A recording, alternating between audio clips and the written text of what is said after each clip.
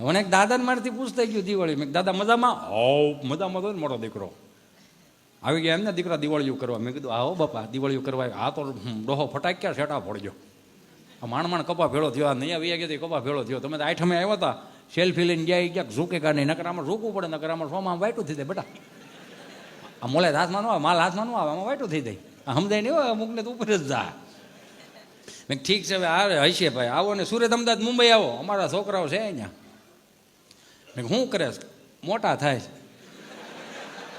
આ બધા નહીં સમજાય મોટા થાય છે. કેમ મોટા થાય છે? કે તો ઘઉં અહીંથી જાય, બાજરો અહીંથી જાય, તેલ અહીંથી જાય, ઘી અહીંથી જાય, બકાલું અહીંથી જાય, લોનના હપ્તા અહીંથી જાય, છેલ્લે બાકી સાહે અહીંથી જાય. મેં સાહેમાં 5 લીટરના બવણા મોકલતા. ના ના હવે ક્યાં બવણા જાય છે? હવે કેલેન્ડરને એ જ ના પડદે સાહે ઝલકાય એ ન મેળાવે બસ ગંધાય.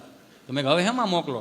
એ કે ઓલા હવા 2 લીટરિયા પ્લાસ્ટિકના ભંભા નથી આવતા એ ભંભામ સાહે નાખી દે ઢાંકણો દે દે સીધો મુંબઈ. કીધું સારું કહેવાય. લ્યો તમારે અહીં ગામડામાં પ્લાસ્ટિકના ભંભા મળી રહે? ના ના જ્યાંથી ખાલી થતા હોય ત્યાંથી જ આવે ને.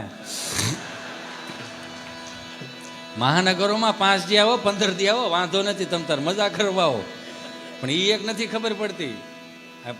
જે મહાનગરોમાં જે રહે ને સુરત અમદાવાદ મુંબઈ ગમે કોઈ પણ પ્રકાર સિટીના એ 5-15 દી આવે ને મોટી મોટી ગાડીઓ લઈને બહાર આટી કે દિવસે ન હોય એટલે વાડીએ હોય, દિવસે ન હોય ને એટલે રાત્રે વાડીએ હોય.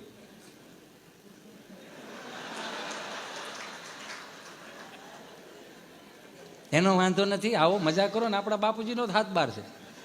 પણ એક વસ્તુ મને સમજાવવાની યાર, પ્રોગ્રામ આની વાડીએ કરો ને ફોતરા આની વાડીએ શું કામ નાખો? કોકના શેડા હું લેવાનું ખરાબ કરો? કોકના હાથીમાં કાળા ધબલા આવે એને છોકરી જોવા આવે એમ છે સવારે ફોતરા ભાળી દે તો ઓલા ન્યા ના પાડી દે. જરીક વિચારો. જે શેઠે જે આંબાના છાંયે જે બાવળના છાંયે ખાલી અડદની દાળ ને બાજરાનો રોટલો ખોવાનો તો એટલે સુધી પૂગી ગયા હું તમે. ખોરાક એવા થઈ ગયા ને અત્યારે સાત્વિક ખોરાક ક્યાં રહ્યા? ઓપ્શને આપવા મળ્યું મમ્મીયું. કાચા માલમાં પાકા માલમાં ફરક કેટલો? મેં કીધું પાકો માલ કાચો માલ એટલે હું